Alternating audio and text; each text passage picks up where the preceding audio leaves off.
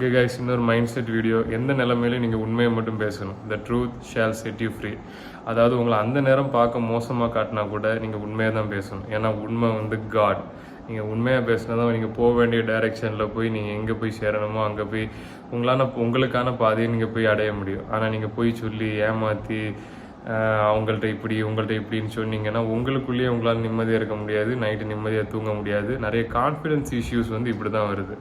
So இந்த video என்னென்னா, நீங்கள் எந்த நிலைமையிலையும் உண்மையை மட்டும்தான் பேசணும்.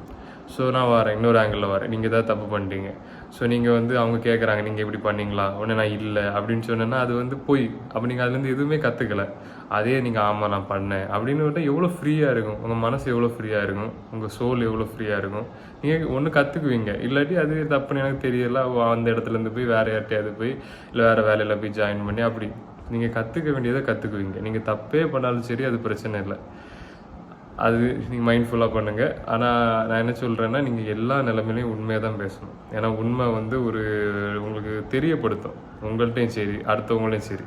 இப்போ உங்கள்கிட்ட நீங்கள் எப்படி உண்மையை பேசணும் நான் சொல்கிறேன். ஸோ இப்போ உங்களுக்கு முடி கொட்டுதுன்னு வச்சுக்கோங்க, யாராவது சொல்கிறாங்க டே உனக்கு முடி கொட்டுதுடா, உடனே இல்லை எனக்கு கொட்டலை உனக்கு தான் கொட்டுது அப்படி டென்ஷன் ஆகக்கூடாது. அது வந்து ஈகோ.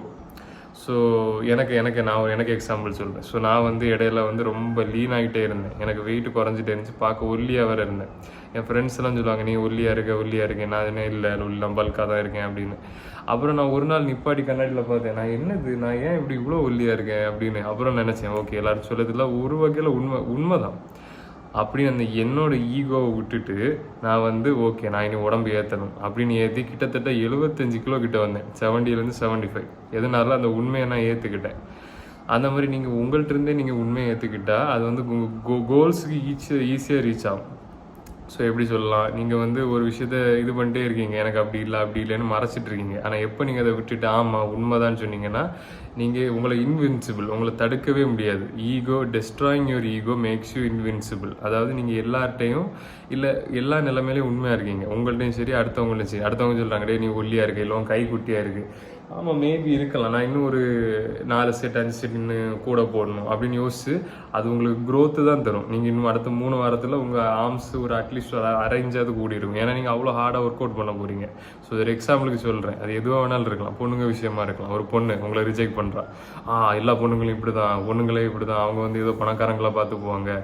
அது ஒரு மேன். இன்னொரு மேன் மேபி அவர் சொன்னது உண்மையாக இருக்கலாம். மேபி நான் வந்து ஒழுங்காக சேவ் பண்ணல, நான் வந்து லீனாக இல்லை, நான் மசில் மாஸ் இன்னும் இன்க்ரீஸ் பண்ணலாம் அப்படின்னு. அது க்ரோத் மைண்ட் செட்.